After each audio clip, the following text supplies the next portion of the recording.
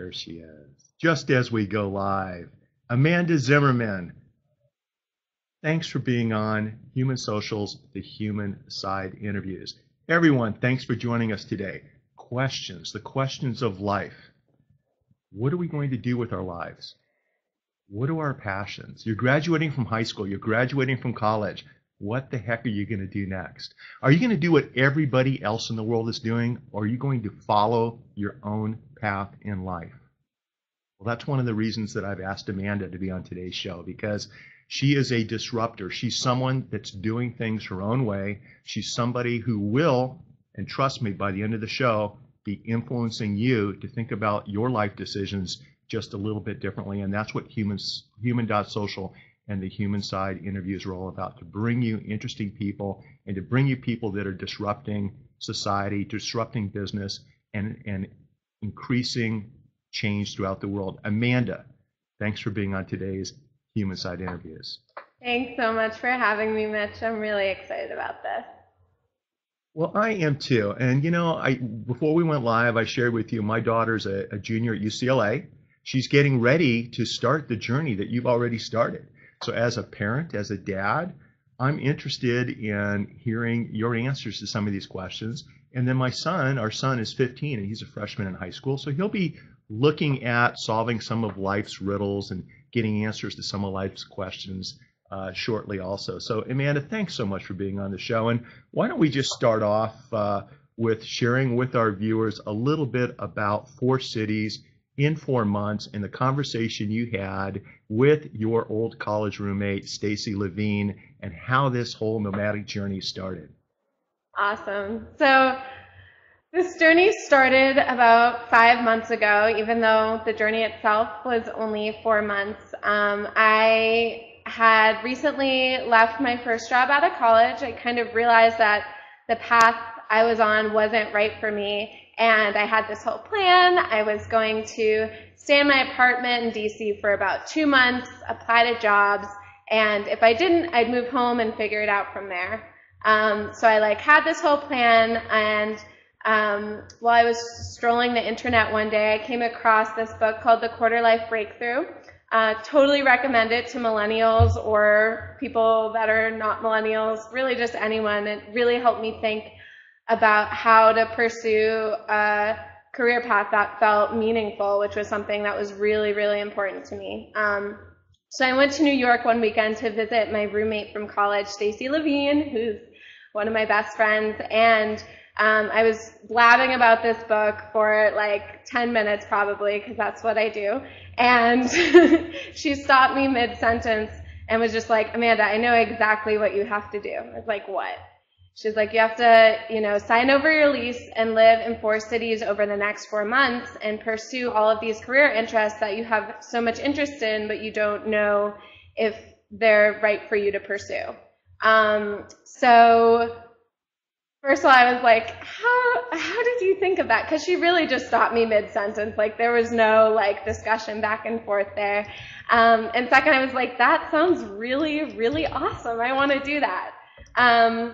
So about 2 days later, that was the grace period of wondering whether or not I was actually going to follow through with it, or if it was just this nice idea that we were getting on Evernote and writing all of our ideas for it down the day we thought of it.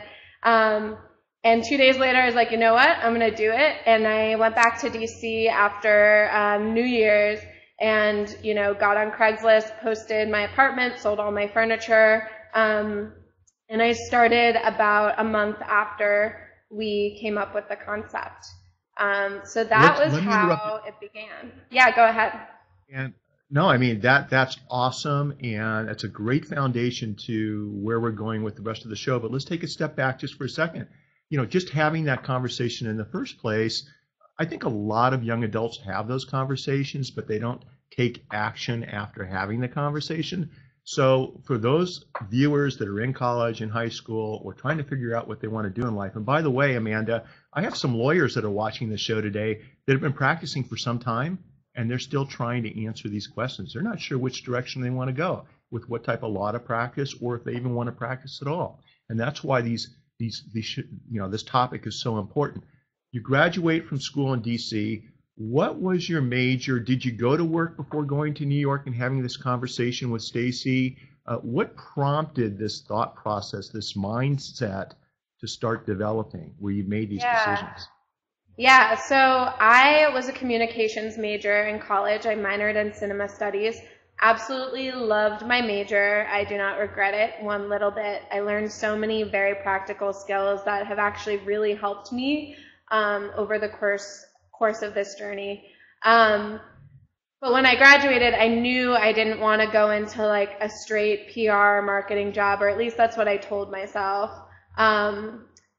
Before I graduated. And then graduation comes, and it's a very, very difficult time, I think. And I've warned all of my younger friends about this too, because the moment you graduate and you start seeing your friends around you and your peers start getting job offers and moving to different cities, or some of your friends struggling on the side and having trouble talking about it, it really gets to you. I was unemployed for about 2 months out of college, and mentally it was like definitely a hard time. I was feeling super down on myself. I was questioning whether or not I made the right decisions academically. I really didn't feel like I knew what I wanted to do. I knew, like, I remember at one point I changed my LinkedIn profile heading to purpose-driven PR enthusiast. So I was like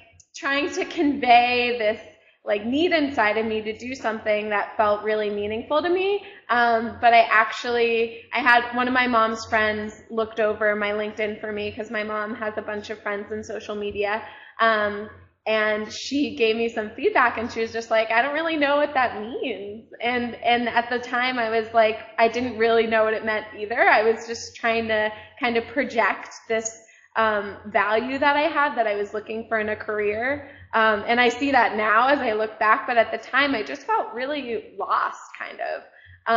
So when a position came around, I actually reached out to someone who I'd met my last semester of college. And when a position came around, she offered me a job. I like totally jumped on it. I was so enthusiastic. I was thrilled. I was excited to learn. And even though it was in that field that I really didn't think that I wanted to be in, I just like went for it. Sure. So And you had to at that point, right? Yeah, definitely. Or at least you felt like you had to at that point. But I think Yes. maybe after this 4-month journey, you're looking at things a little bit different. So you took a job out of school after these initial short-term challenges, and I think you, looking at your blog and following you online, I think you realized that it wasn't for you. That wasn't the path you wanted to take, and that's what led you to New York, speaking with Stacy, and the journey began. Is that correct? Yeah, that's how it happened. I really realized that in order to be happy and to live a life, I'm very hard on myself. I have trouble like spending a day and not feeling productive, or not feeling like I'm working towards my values in any way, which sounds a little bit cheesy, but I am really hard on myself that way. So working at a job where I didn't feel like I was completely fulfilling my personal values was very difficult. And so yeah, having that conversation with Stacy and realizing that I could actually maybe do this, that there was like a path that like was really creative, that, you know, my friends were supportive of, and eventually my parents were supportive of. I love that. Eventually. Yeah. As a parent, I can appreciate that. Yeah, my parents are both very different. Right off the bat, my mom was like, yes, go for it. This is a great idea. She's been an entrepreneur her whole life, so it's very along the lines of her lifestyle. And my dad was like, hold on, let's think about this for a minute practically. Like, how is this actually going to work out? So that took a little bit more, you know, over time he got used to it. Well, you know, I'll tell you, if your family's anything like mine, after I get a couple of hugs from AJ, she usually gets what she wants. So I understand how that works. Hey, let's do this. You're in Chicago today. You're at the end of this 4-month journey. You're at the end of 4 cities in 4 months.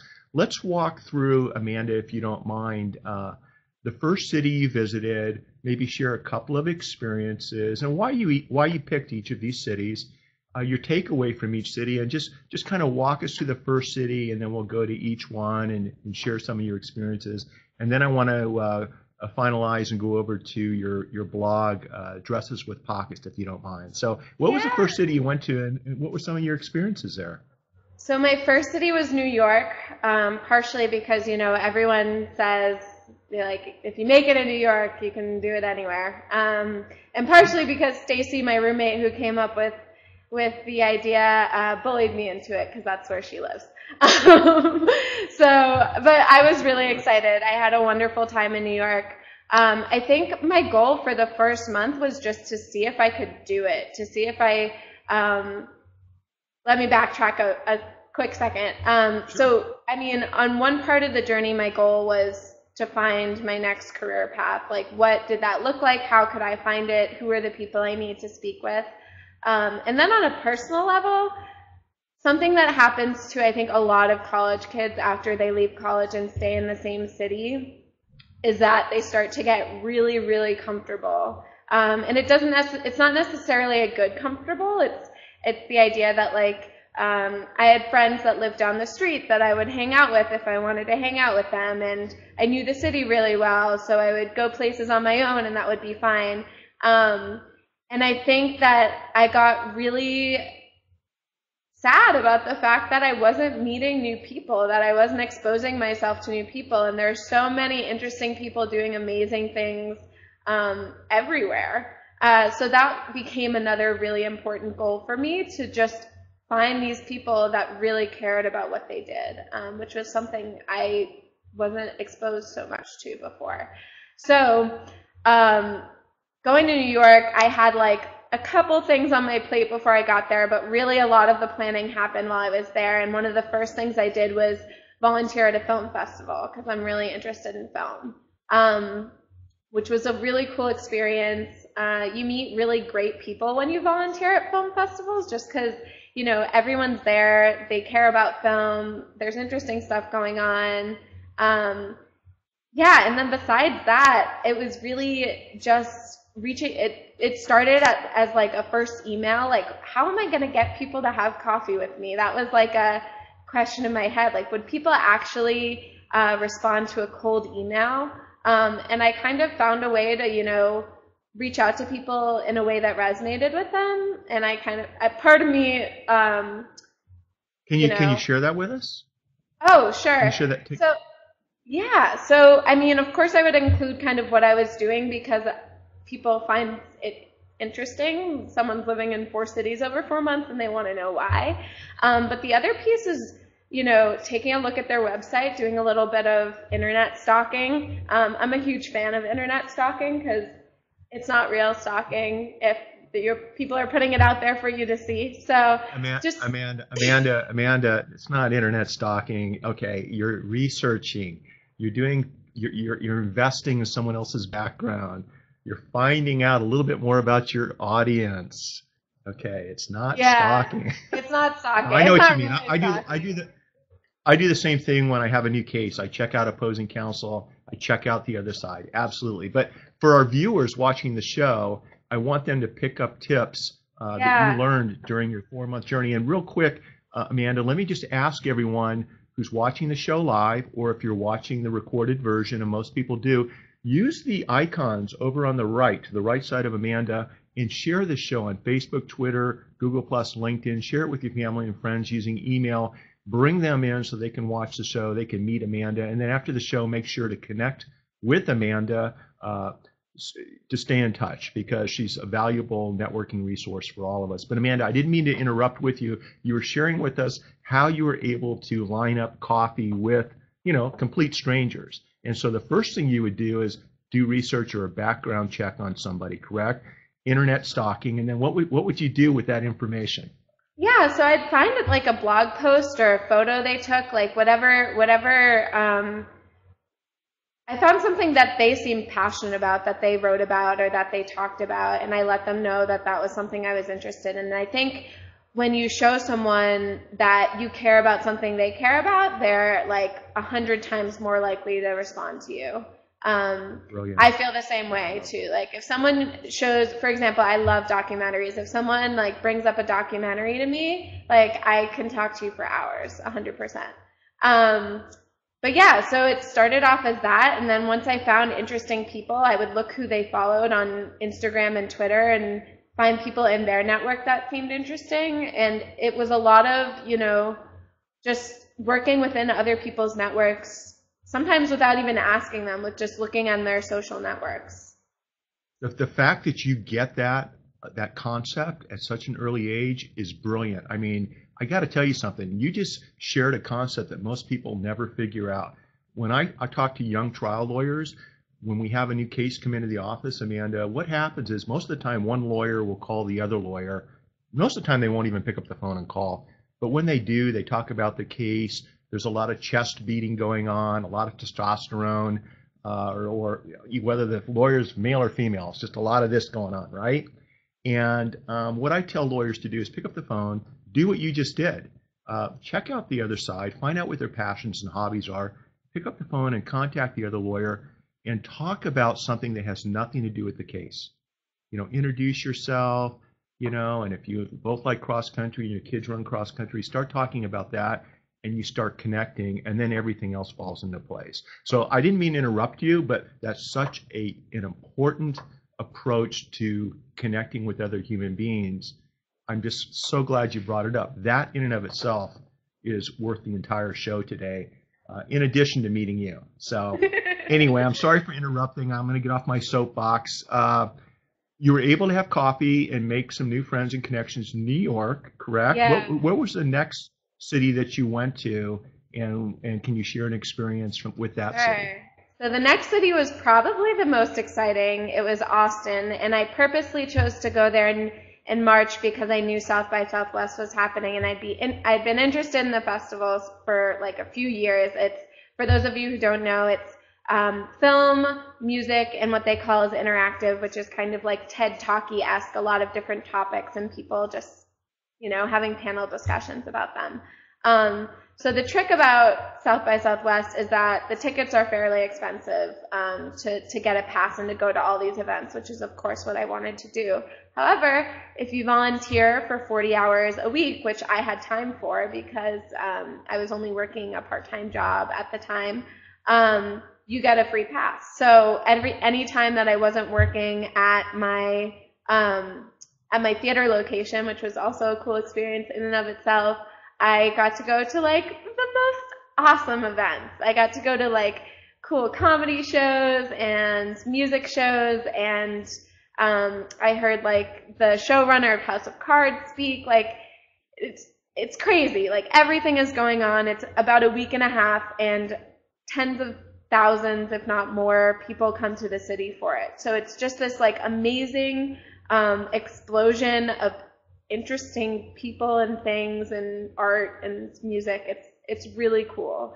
I'm trying to think if there was one specific thing that happened, but just the overall. Oh, go ahead. I was going to say just your like one takeaway. And by the way, were you participating more in the performing arts type of environment, or were you over in the tech type of presentations also? So I volunteered at a theater. So I was at a place where films were screened all day. But it didn't like restrict me to just going to film events, which was really cool. So I got to go to a lot of different things, but the majority of things I got to see were at my theater because after, all I had to do is like take the number of people that walked into the theater. That was one of the tasks we had to do, and then I could watch a movie, which was, it was pretty mindless and like awesome. Right. Yeah, it was really cool. Where did you go after Austin? So after Austin, I went to San Francisco, and by the time I got there, I had really felt like I had a handle on how to transition to a new city. I remember right before I moved to New York and right before I moved to Austin, like the day, I'm really bad at thinking far in the future in terms of my emotions. Like I'm good at planning in the future, but like really thinking about it, I'm pretty bad at that. So the day before each of those cities, I had a little bit of a like, oh shit moment. Where I was like, am I really doing this? And like when I was moving to Austin, I was like, am I really doing this again? Like that's how I felt for like the full day before, but I kind of just sucked it up. I already bought my plane ticket, like it was happening.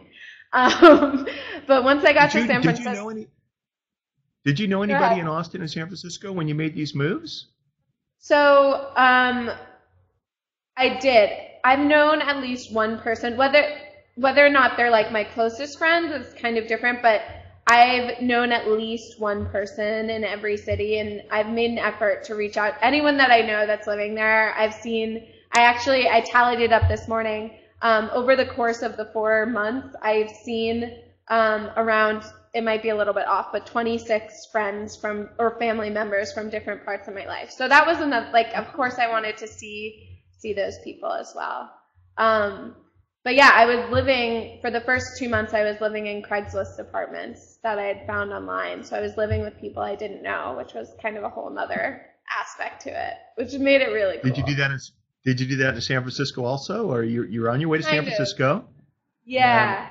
Tell us a little bit about your experiences there. And so San Francisco was really exciting in a different way because, again, I had like kind of gotten a handle on my journey at that point. And I knew people that I wanted to meet before I got there. So one of the cool things that happened, which just was like a whole full circle type situation, was that I got to meet the author of the book that inspired my journey, which was like totally crazy. I knew he lived in San Francisco. And a friend of mine actually she interviewed me for an article for USA Today College, and he saw the article because I talked about his book in it, and he tweeted at me, I think. And I was just like, we have to get coffee when I get there. Can we make that happen, please? And he was like, yeah, of course. How awesome. Yeah, so that was that's great.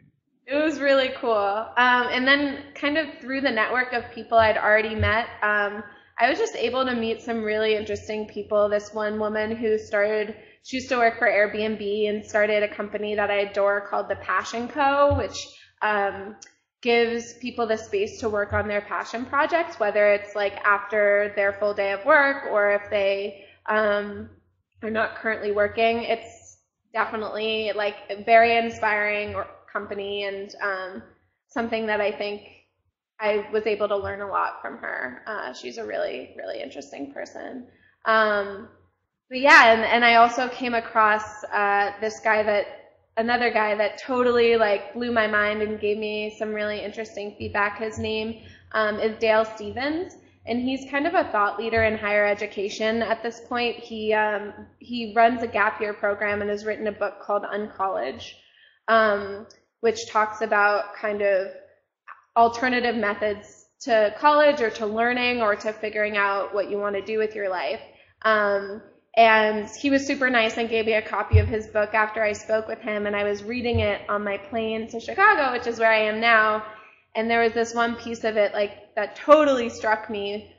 He was talking about kids in like elementary school, but saying how kids are never asked what they want to learn. Like, how could they? I mean, a teacher is teaching, in a public school, like 30 kids in a class. How could each kid learn something that they really care about? So I think that kind of speaks to my journey, to what everyone in college should be thinking about, high school should be thinking about. Like, you might not be being taught the things that you want to learn. And in this day and age, it's actually kind of easy to take it upon yourself and to learn those things on your own. You don't have to travel across the country to do that, as long as you can, even just find a local library and get in the computer. You can learn what you want to learn. Isn't it amazing? Lesson. Yeah, no, it's a great lesson, and I'm so glad, to hear you share that.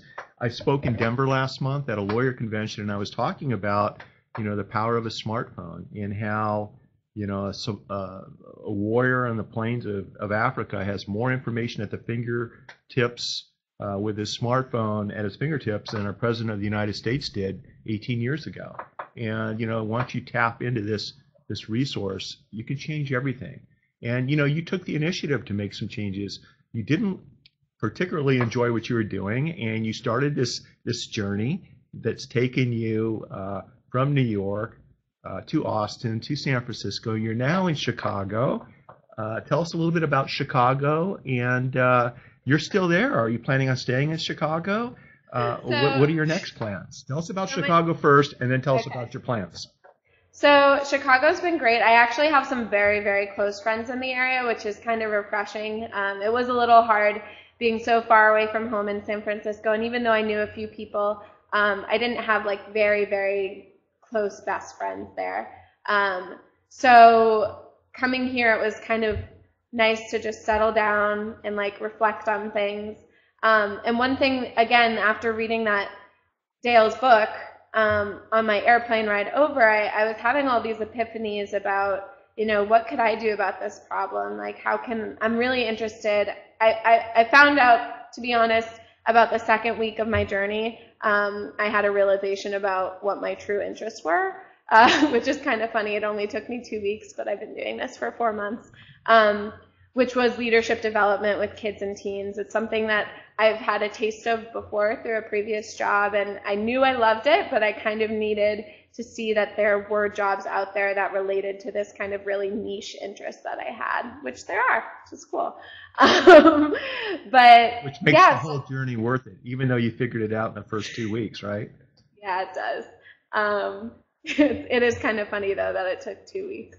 But yeah, so when I got here, I was very in that mindset of, okay, I'm here, I know what I want to learn. I still want to be meeting people, but I have like a very specific interest, and I think I have an idea of how I could be a part of solving it through a career.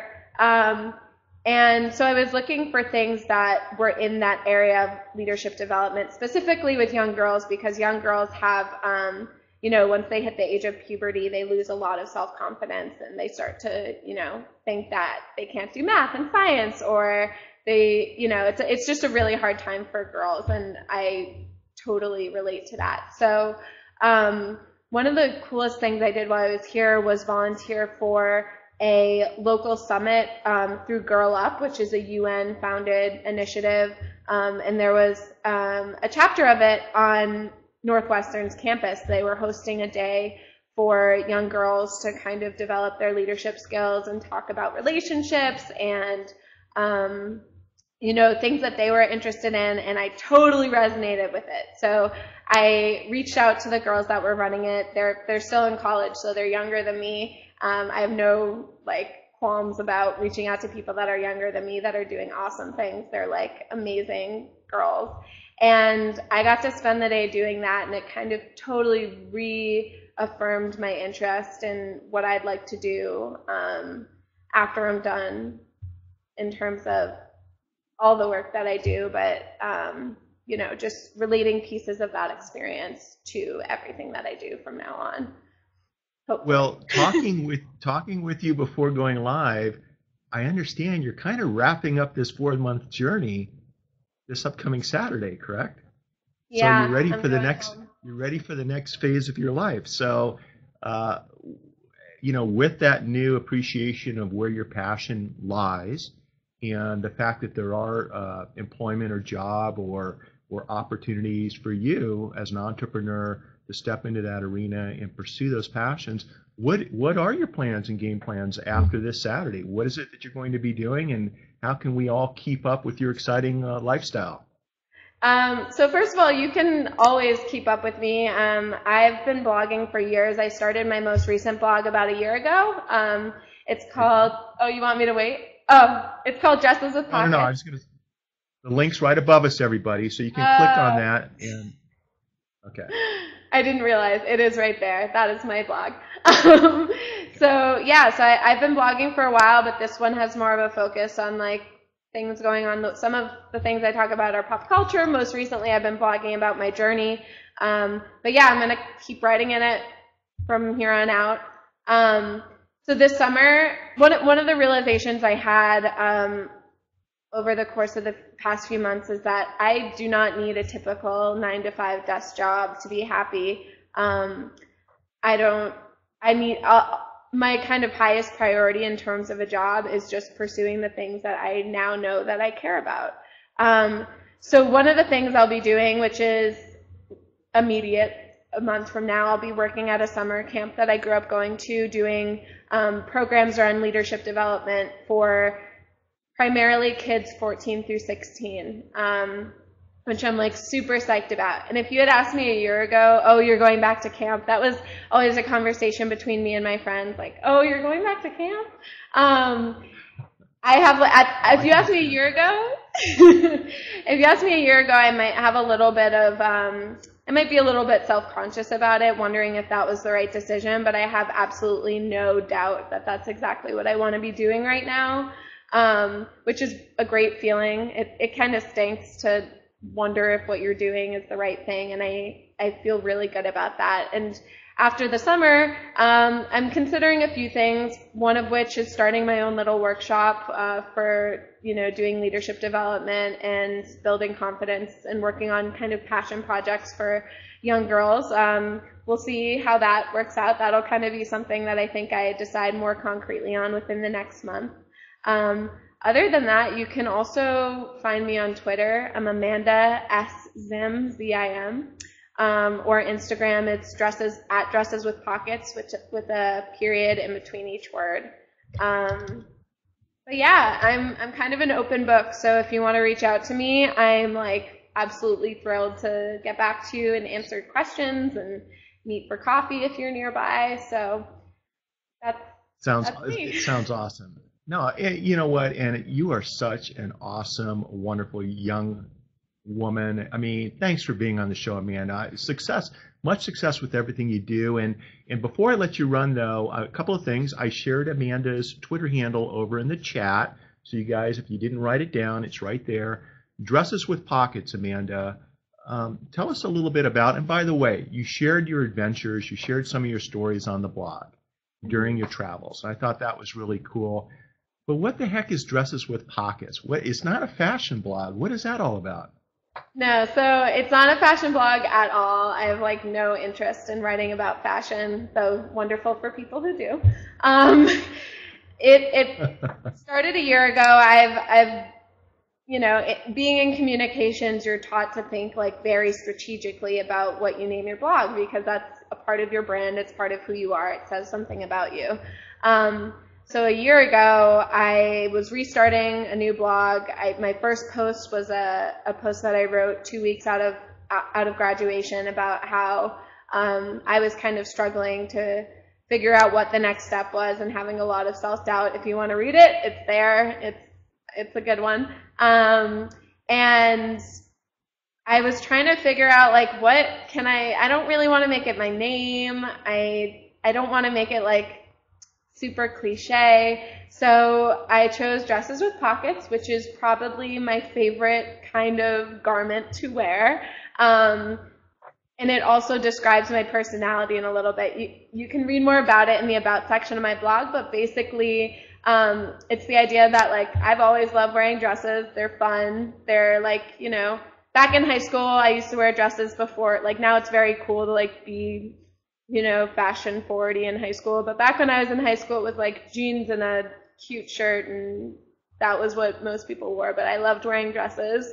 And now there's dresses with pockets everywhere. And the best thing about dresses with pockets is that you can put things in them, and they're so practical. So the kind of idea behind that is that like it's something that makes me feel confident wearing a dress. I just like wearing dresses, but also they're super practical, and I am that person that, will decide not to bring a bag just out of convenience and throw my wallet and my phone and like a water bottle sometimes, even though it looks ridiculous, in the pockets of a dress just because I'm lazy. So that's kind of a gist. And it's awesome. I mean, the journey that you've taken, and you're wrapping up this Saturday, the 4-month journey, 4 months, 4 cities, all of the life experiences that you're going to be able to put in the pockets of your dress are life experiences that you're going to look back. You're never going to think twice about doing this. You're going to look back, and this is going to be one of the best experiences of your life. You're never going to have to say, what if, or should I have done this? And I think that's just a good example for all of our viewers, especially the young adults, young men and young women watching the show. Don't be afraid to take risks. Don't be afraid to seize an opportunity to travel, to live, to find your passions, and to find out, even over a 4-month period, Amanda found out in the first 2 weeks where her passion lies, and that's okay. But I guarantee you that the other 3 months were probably filled with lifelong memories and connections that will help carry her and eventually her family through life for many, many years to come. And what an amazing experience. Amanda, thanks so much for being on the Human Side Thank you, interviews Mitch. today. Really It's been appreciate great. it. Thank you so Well, much. I'll tell you what.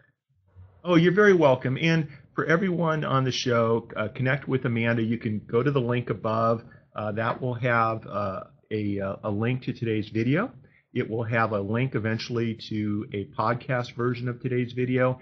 And Amanda, I'll make sure I link, if we haven't already, to your blog and also to your Twitter feed so that people can connect with you. Keep us posted on all the exciting things that you're doing. You've got an open invitation to come back on the show any darn time you want. And much success with all of your travels, with all of your journeys. And remember, everyone watching the show today, always and never be afraid to fill up those pockets with experiences. Thanks, everyone. Have a great day. Make today a masterpiece. Thanks, Amanda. Bye. All right. Bye-bye.